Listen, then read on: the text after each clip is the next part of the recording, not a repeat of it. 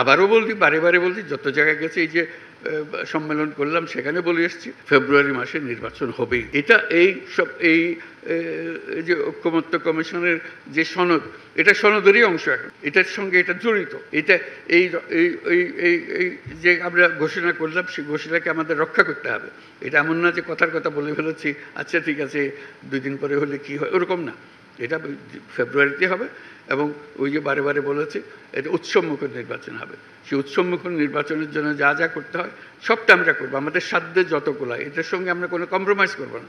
যে আমাদের কাজ হলো, দায়িত্ব হলো, আপনারা যেরকম সবাই মিলে এই সনদ তৈরি করেছেন, আমাদের সরকারের দায়িত্ব হলো সবাই মিলে উৎসবমুখ নির্বাচনটা করে দেওয়া। তাহলে আমাদের কাজ একটা পরিণতিতে আসলো। তা না হলে তো পরিণত হলো না। আমরা সুন্দর একটা সনদ করলেন, আমরা গিয়া বন্ডল করে একটা নির্বাচন করলাম। এই নির্বাচন তো কোনো দরকার নেই আমাদের কাজে। নির্বাচনটাও যেন এটার সঙ্গে জুৎসই হয়, লাক্সই হয়, যে এটা মনে করে যে এটা স্বয়ং সম্পূর্ণ একটা জিনিস।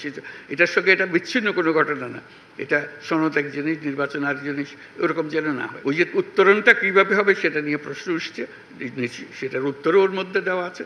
এই উত্তর নিয়ে আমরা সন্তোষজনকভাবে যাতে আমরা উত্তরণটা আমরা করতে পারি, যে অ্যাডাপশনটা কীভাবে হবে, আমাদের ট্রানজিশনটা কীভাবে হবে, সেটাও আপনারা যেভাবে সিদ্ধান্ত দিয়েছেন সেইভাবে আমরা অগ্রসর হব।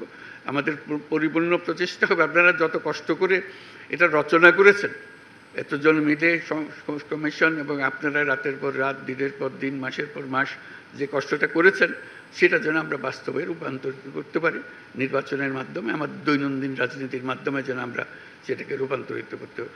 এই হলো আমাদের আশা। আগামী শুক্রবারে আমরা সেই আশাকে সারা জাতির সামনে নিয়ে আসবো। এই আজকে যে আশাগুলো আপনারা যে বক্তব্যের মাধ্যমে প্রকাশ করলেন, সেটা সারা জাতির মধ্যে ছড়িয়ে দিতে হবে। সেই জন্যই অনুষ্ঠানটা করার সময় জাতির সামনে আপনাদের কষ্টটা যেন তারা জানে।